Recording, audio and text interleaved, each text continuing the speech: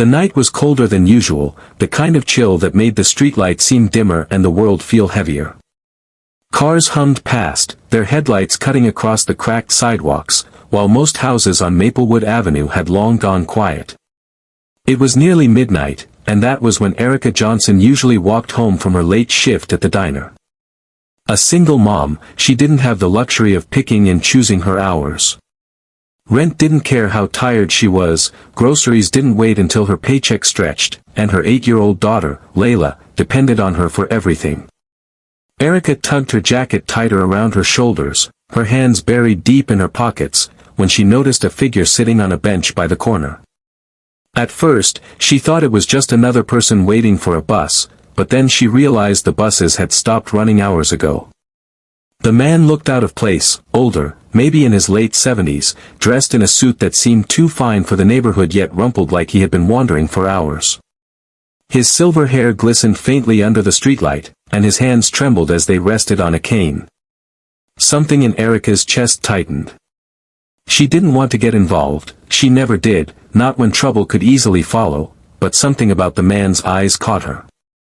They were filled with confusion, darting around as though the world no longer made sense. He looked lost. She hesitated, standing a few feet away, weighing the risks. It wasn't safe to talk to strangers late at night, especially in this part of town. But as she turned to keep walking, a soft sound carried to her ears. "Miss, excuse me, do you know where I am?" The voice was frail, uncertain, the kind that belonged to someone who hadn't asked for help in years but suddenly had no choice. Erica stopped, her heart racing. She turned slowly and stepped closer. "You're on Maplewood Avenue," she said gently, scanning him more carefully. "Are you all right, sir? You look a little lost." He blinked at her, his lips parting as though trying to form words. Then, with a shaky laugh that wasn't really a laugh, he whispered, "I can't find my way home. I don't even remember how I got here." Erica's breath caught.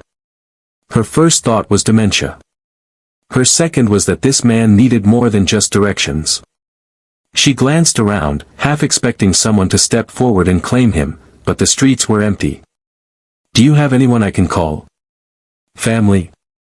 A friend?" she asked, kneeling slightly so she could meet his gaze. The old man frowned, patting his coat as though searching for something. His hands shook harder, fumbling through empty pockets until his eyes filled with frustration. "I had a phone. I had it somewhere. But his voice broke, and he pressed a hand to his forehead. For a long moment, Erica stayed quiet. She could walk away, pretend she never saw him.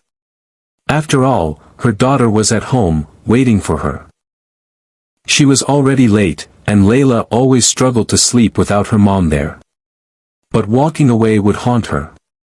She knew what it was like to feel abandoned, to be invisible when you needed someone the most. "All right," Erica said softly. "It's okay. Let's get you somewhere safe.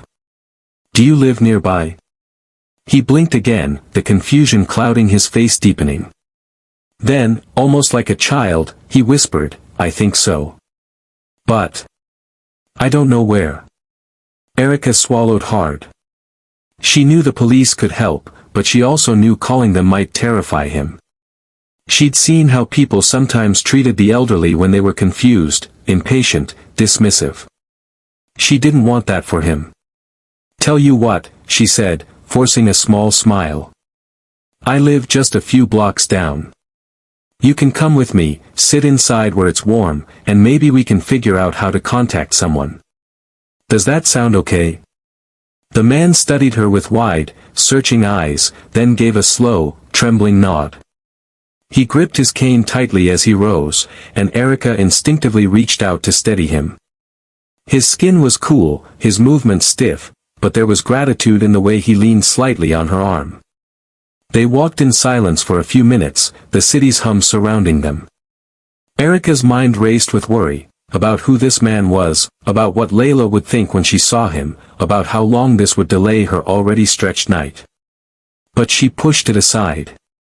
Sometimes life didn't give you time to plan, sometimes you just had to choose kindness. When they reached her small apartment building, the man looked up at it as though it were the first safe place he'd seen in hours. Erica helped him inside, guiding him carefully up the narrow staircase. Layla must have heard the door, because she peeked from the hallway, her hair a mess from tossing in bed. "Mom." Layla's voice was groggy, but her eyes widened when she saw the old man. "Who's that?" "This is a friend who got a little lost," Erica explained, giving her daughter a reassuring smile. "He's just going to sit with us until we figure things out." Layla, though young, had her mother's heart. She stepped forward shyly, offering the man a glass of water after Erica nudged her toward the kitchen. The old man accepted it with shaking hands, his lips quivering into the faintest smile. "What's your name, sir?" Erica asked, settling him onto the couch. He took a sip of water, then whispered, "Richard." His gaze flicked downward, almost as if ashamed. "Well, Richard, you're safe here," Erica said, her voice firm yet kind. "We'll help you figure this out." What Erica didn't know was that the man sitting in her living room wasn't just an old man named Richard. He was Richard Alden, one of the wealthiest businessmen in the state, a man whose name appeared on skyscrapers downtown and in the financial pages of newspapers. But right now, he wasn't a billionaire, he was just a fragile soul who needed someone to see him as human. And Erica Johnson, a struggling single mother who had almost nothing, was the one person willing to do exactly that. The clock ticked past 1 in the morning, and though Erica longed for sleep, she stayed awake, listening to Richard's scattered words, piecing together fragments of a life that seemed distant even to him. He mentioned a garden, a wife whose name he repeated like a prayer, and flashes of memories that slipped away as quickly as they came. Erica leaned back, exhaustion in her bones, but her heart heavy with compassion. She had no idea that this small act of kindness, opening her door to a lost stranger, was about to alter her life in ways she never imagined. The next morning, sunlight spilled into the tiny apartment, catching the dust particles dancing in the air. Erica stirred awake on the armchair where she had dozed off, still wearing her uniform from the diner. Her neck ached, but when she lifted her head, she saw Richard still sitting on the couch, fast asleep with Layla's blanket draped across him. Layla, always curious, had woken earlier and placed one of her stuffed animals beside him. The sight pulled at Erica's heart, her daughter had so little, yet she gave freely without hesitation. When Richard finally stirred, he looked around the small living room with bewilderment. This isn't my home," he muttered, clutching the cane beside him. "No, sir," Erica said softly, walking over. "You were lost last night, remember? I brought you here so you'd be safe." His brow furrowed. I can't seem to remember how I ended up on that street." Erica crouched in front of him. "That's okay. We'll figure it out together. Do you know anyone I can call? A family member?" Richard's lips trembled as he whispered, "My wife. Margaret. She'll worry." His eyes grew wet, confusion mixing with longing. "But I don't know where she is." Erica placed a gentle hand on his shoulder. "We'll try to find her." Later that day, after making sure Layla was at school, Erica took Richard with her to the diner where she worked. Her boss raised an eyebrow, clearly annoyed, but Erica explained quietly that she had no one else to watch him. Richard sat quietly in a booth, his eyes following her as she served coffee and wiped counters. It was there that one of the customers, a man in a crisp suit, did a double take when he saw Richard. He whispered something to his companion, glancing at him with shock. Erica noticed, but thought little of it until the man approached her on his way out. "Where did you find him?" the man asked sharply. Erica frowned. "Excuse me? That man sitting there. Do you know who he is?" "He told me his name's Richard," Erica said cautiously. The man's jaw tightened. "That's Richard Alden. He's one of the wealthiest men in this state. People have been searching for him since yesterday. He wandered away from his estate.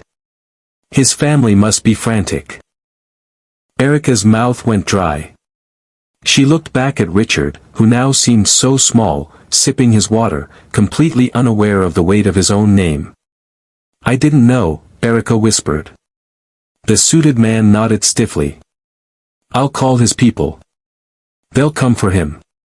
But as the man pulled out his phone, Erica felt an unexpected pang in her chest. She had seen the fear in Richard's eyes, the way he clung to Layla's stuffed animal during the night. If his family was so desperate to find him, why wasn't anyone there when he was lost, cold, and alone on the street?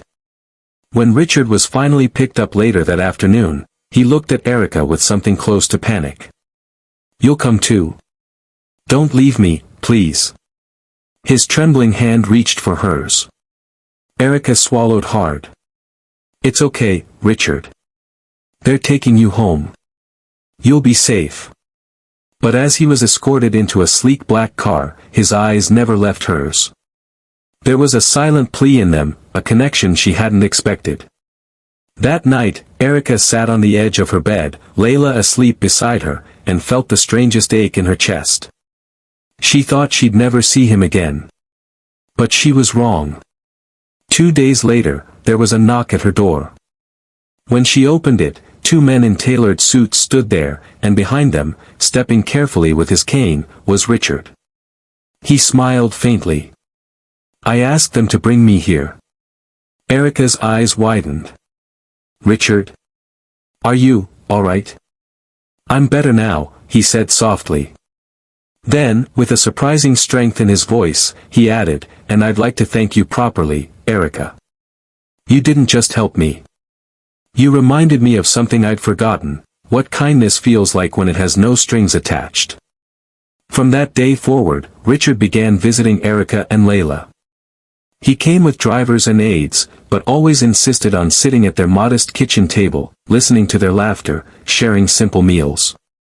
Slowly, he revealed more of himself, not as a billionaire, but as a man who had built an empire yet lost touch with the very humanity that once guided him.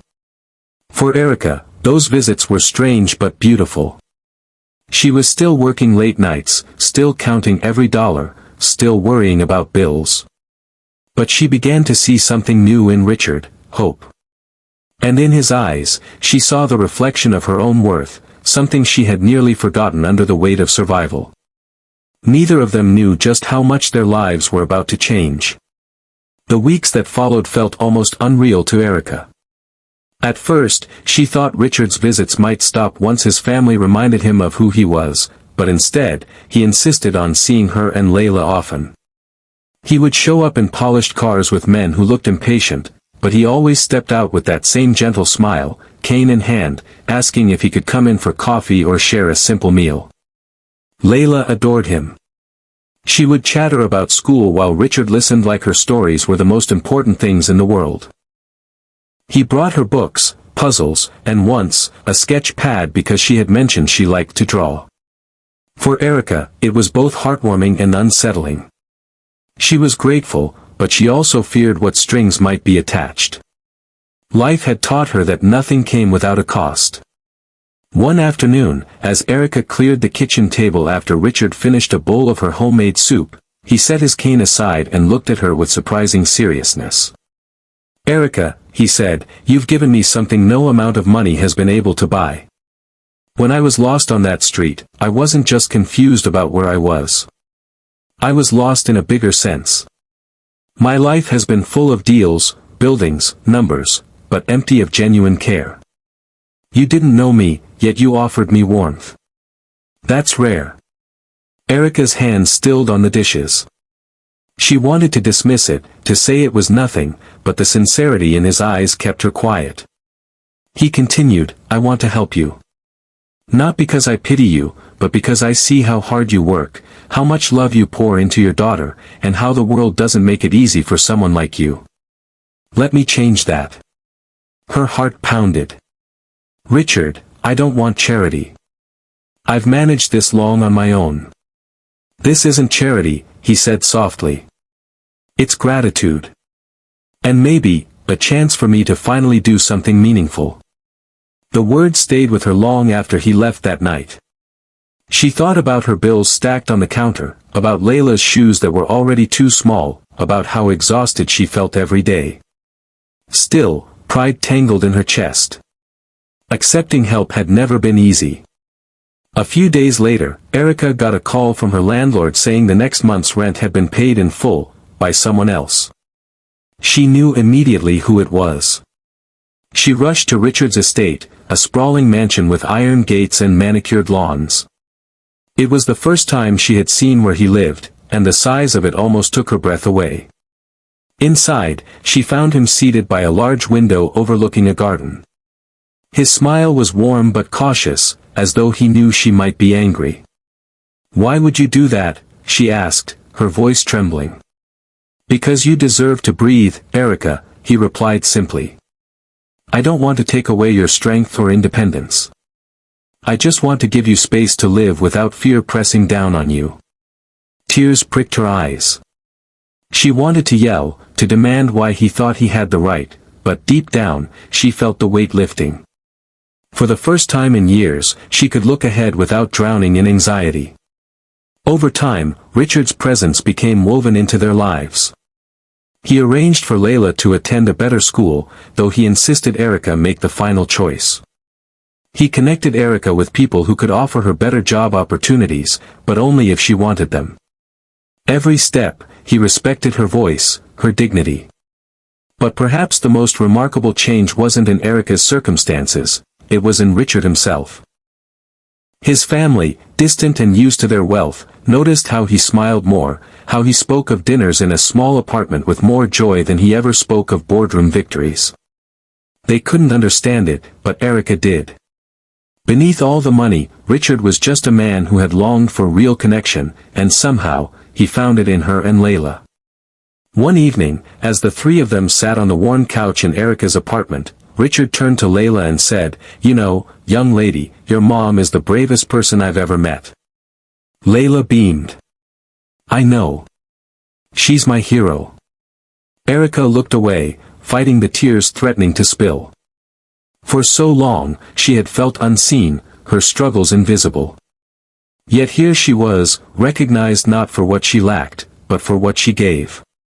What started as one act of compassion on a cold night had grown into something life-altering for them all. Richard was no longer just the billionaire who had stumbled into her life. He had become family.